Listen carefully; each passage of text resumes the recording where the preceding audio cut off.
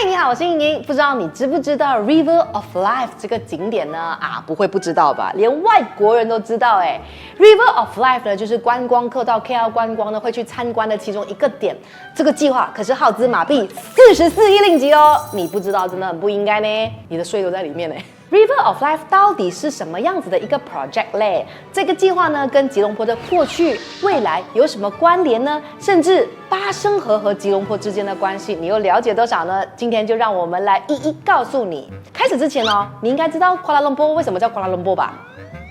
不知道。人嚟大營銷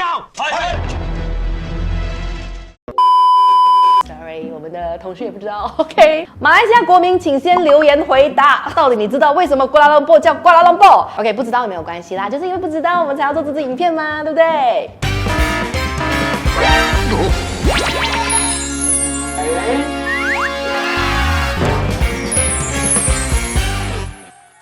来，讲古时间。很久很久以前，吉隆坡的内陆呢，还是一片低洼沼泽之地，到处都是丛林，非常原始。后来呢，尽管呢它逆袭上位成为马来西亚最繁荣的首都，但是呢，那条象征着它的生命之河巴生河，却还是如同 Kuala Lumpur 的名字一样呢，充满了泥泞，常年都是肮脏的泥黄色。2011年，前朝政府推行了耗资庞大的 River of Life 项目，目标呢就是想要将巴生河流域呢清洗干净。这项计划呢，历经了马来西亚这几年的这个政治起伏动荡所以呢，原定在2021年完成的生命之河计划工程呢，已经宣告 postpone， 预计呢将会在2024年的时候才会完成。今天呢，我们 highlight 呢就要带你一起跳进这一个巴生河，就是要跟你诉说一下关于 River of Life 的前世今生。首先，吉隆坡呢是发源于俄麦河还有巴生河的交接处。俗话说呢，有水的地方就有生机，在有河的地方呢就有故事。说到吉隆坡，我们绝对呢是绕不开巴生河的，甚至可以说呢，就是这一条起源于吉隆坡以北，全长大约有120公里的巴生河，让吉隆坡的这一片沼泽之地改写了他自己的命运。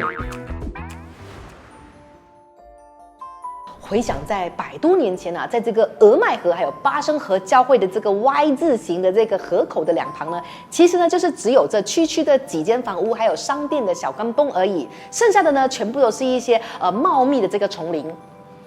那根据历史记载呢，19世纪初开始呢，就已经有开拓者呢坐着船经由这个巴生河来往这个巴生港口还有吉隆坡这两个地方的。那当时候的华人新移民呢，主要都是在进行一些开采锡矿的工作。那他们呢就会从巴生港口呢一路采，然后慢慢的拓展到吉隆坡周围的这个区域。丰富的矿产的发现呢，给华人矿工们带来了新的生存机会。大量的华人呢，乘着船沿着巴生河逆流而上，在吉隆坡往返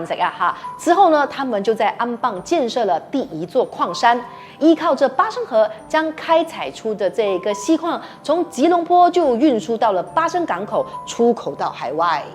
那一时之间呢，这个位处于巴生河上游的最远处的吉隆坡，就成为了聚集和输出锡矿最重要的地方了。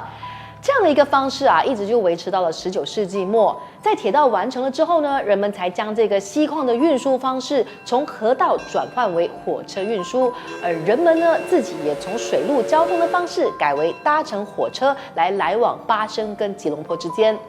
吉隆坡逐渐呢就成为了经济成长最快速和人口最密集的社区城市了，一直发展到今天的繁华都市。后来呢，人们也在这个 Y 型河口的这个上方的土地呢，就建了这个吉隆坡古老的清真寺赞美会教堂 Masjid Jami Sultan Abdul Samad。那看到这里呢，我来猜猜看，像你们这种看了很多戏看了很多电影很喜欢听故事的人们有没有办法猜得到整个包括吉隆坡在内的巴生谷在迅速发展之后有什么结果吗？1、2、3，其实呢就是可怕的河流污染了。那关于马来西亚的河流污染问题呢，我们可以看这一支影片根据2015年环境局的资料显示巴生河流域估计有6771个污染源，包括了各类的饮食店家、巴萨、污水处理厂、土埋场、采石地、民宅污水等等。而问题是，巴生河流经的范围实在是太大太广了，那到底谁要为这一条垃圾河负责嘞？所以呢，巴生河域的这个整治在很长的时间之内其实是成为孤儿的，没有人在对他面临的这个问题采取相应的这一个措施。直到2010年有了转机，马来西亚的前首相纳吉就推介了这个价值4400亿美元的国家经济转型计划。好大这个数字，而生命之河 River of Life 便包含在内。生命之河简称 ROL， 在国家转型计划当中呢，被鉴定为关键经济领域的大吉隆坡巴生河流域计划内的9项启动计划的其中一项。2011年7月，当时候的政府呢正式推介了 ROL 计划。这个计划呢就主要分为3个部分。 River of Life untuk membersihkan sungai dengan perangkap sampah dan gotong royong, pengindahan dengan upgrade infrastruktur di sekeliling sungai, menjadikan sungai ini sebagai destinasi pelancongan。河流计划的范围呢，涵盖了8条河流，以巴生河为主，总长110公里。河流计划呢，主要是由马来西亚能源及天然资源部旗下的水利灌溉局负责执行。ROL 计划之前呢，巴生河的这个水质呢是已经污染到了危害生命的情况，因此呢，生命之河的净化工程的首要目标就是将河流净化达到2B 2级等级。意思也就是说，要达到人可以触碰、鱼能够生存，以及其他生命都能够存续的水质作为目标。在庞大的这个预算当中啊，有33.6亿令吉呢是用在河流清洁的这个部分的，包括了建设区域污水处理厂、污水管道、废水处理厂污泥、公共隔油池等等。那除了这个硬体设施之外，这部分也包括了实行公共推广计划，要针对目标的群体，包括了这些沿河的居民啊、学校啊、餐饮业啊、小贩啊、巴沙工厂啊以及企业等等，去宣导正确的处理日常垃圾、废料等等的知识和态度啊。这部分可以找我们荧光笔，我们可以帮到你。做这件事情呢，是为了要改善这个项目区内的这个水质，要持续的减少污染，进而发起长期可持续的行为改变。美化河流的目的呢，主要是为了要振兴巴生河还有俄麦河的两岸，提高地区的这个经济竞争力。这个项目的涵盖呢，是由北Taman Tasik Titiwangsa到南 Mid Valley 那边，沿着巴生河和俄麦河占地10.7公里，打造这个适合步行、慢跑、骑自行车和野餐的休闲活动空间。而其中呢，兰溪川 Kolam Biru 位于生命之河的项目的中心呢，他们就把这个赞美回教堂作为焦点，从视觉上呢，把巴生河跟俄麦河的这个交汇点放大。项目的目标呢，还包括了改善行人道啦，开发河岸附近和吉隆坡历史息息相关的地区，将一些特色建筑，例如独立广场啊、大钟楼等等，都纳入发展的范畴，成为 project 中的主要旅游景点。第3个部分呢，就是透过 River of Life 来推动河流沿岸的整体发展计划，释放经济潜力。整个计划工程浩大，包括要建设房屋啦、新增商业空间、创造就业机会、改善交通等等，估计呢能为政府赚回40亿令吉。好，介绍了3大部分了，你也已经知道 River of Life 这个计划是耗资44亿令吉的。那对于这个计划，你有什么样子的想法吗？请留言。根据当初政府所说啊，花那么多钱呢，为的就是要通过清洁和美化河流的这个工作，彻底去改变巴生谷主要河流的水质，将水源提升至可供休闲及娱乐使用的安全水平，再将这个 Gombak River 还有 Klang River 河岸两旁转化为具有经济和商业价值的河滨地区。那如此一来呢，不但只能够提高周边地区的地价，促进地方经济，还能够为旅游景点以及透过各种周边产业增加人民的收入，最后让吉隆坡成为高度宜居城市。前朝政府2017年的时候曾经指出ROL 计划呢将带领吉隆坡朝向跻身全球20个最适合居住城市的这个目标迈进。简单直接一点的说呢，就是 ROL 计划的进行，为的就是要让吉隆坡达到世界级城市的水平。而在2018年，英国独立报就报道过，吉隆坡生命之河 River of Life 这个项目呢，是被评选为2018年全球10大最佳河岸的。不过呢，转眼12年过去喽，吉隆坡到底有没有成为高度宜居城市呢？这个神圣的 Y 型河口，也就是我们前面呢所提到的吉隆坡的起点，现在呢就变成了所谓的蓝溪川。到了晚上呢，还有固定的 LED 灯光喷水秀哦，搭配这个能够过滤河水臭味的水蒸气喷雾，以及交响乐名曲啊，试图去营造出一种梦幻的感觉。不过我自己去的时候，我真的是觉得哦，这个蓝蓝的哦，感觉好像随时有神仙飘出来的 feel， 大家可以去 feel 一下。7月班又有另外一种氛围这样子哦啊！呢啲外行人，呢啲識條線咧。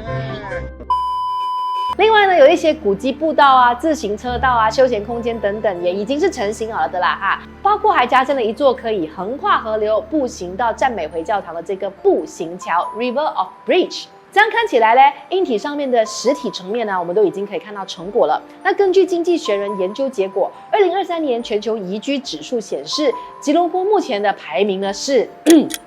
全球第94位，是比原来的2020年呢要迈进的那个所谓的20大呢是有很大一个距离啦啊。不过呢，其实我们今年的排名已经比起去年呢上升了19位啊，有进步的，有进步的。那同时呢，经济学人智库的报告也显示哦，吉隆坡是全球宜居性排名大幅跃升的10个城市之一。比起之前每次经过河岸那个河水的异味让人非常的难受，黑色的这个河流颜色让人惨不忍睹。那目前呢，在 ROL 计划下，河流确实是已经有了些许的改善。那本地和海外的游客呢，造访的人次啊，也在逐年增加当中。只是在硬体以外，实际上生命之河还是没有达到目标的。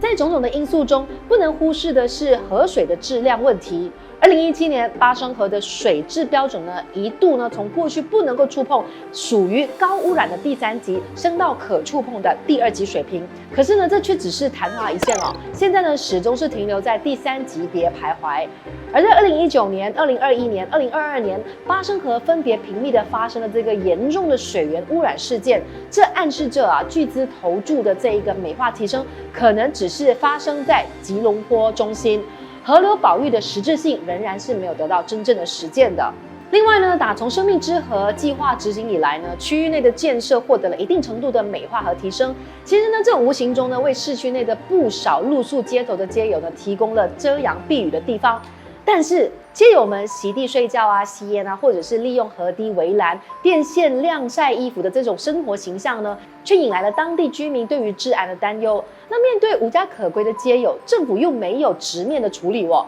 那这里说的处理呢，并不是说把他们当作是有损市容的存在，比如说在商圈走廊设立限制这个露宿者的围栏呢，或者是粗暴的驱赶他们。我们想要说的是，要给予他们正确的关注与协助。可以说，你没有办法在耗资44亿令吉的庞大计划之内，将区域内的街友问题一并包容进去，这就是号称目标打造宜居城市，让河流与城市与人重新连接的生命之河计划上的一大硬伤。